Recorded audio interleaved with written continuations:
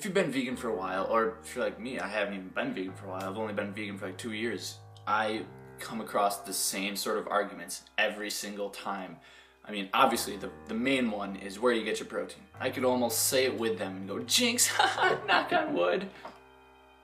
But one I've been coming up against recently, since I'm on a college campus and a lot of people are getting degrees in various things, they just sort of disregard everything I say and go, ha, where's your degree? Do you have a degree yet? Oh yeah, didn't think so. And a lot of times it's just me saying facts that I already know, like the fact that 91% of the Amazon rainforest has been deforested so that cattle could graze on it, or that they can grow corn and soy to then feed to the cattle. So it's been deforested for the animal livestock industry. And I mean, the source of that was from the World Bank in conjunction with the United Nations, and it was a study that came out in 2003.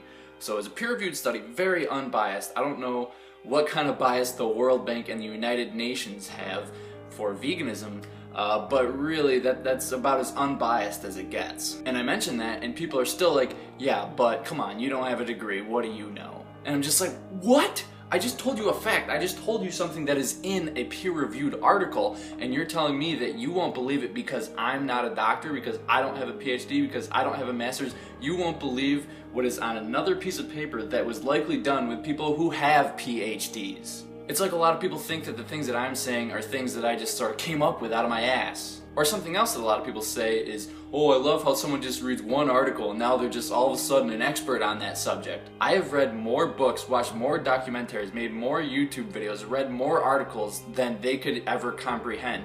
And then they're just gonna toss it aside because I don't have a degree and I read one article.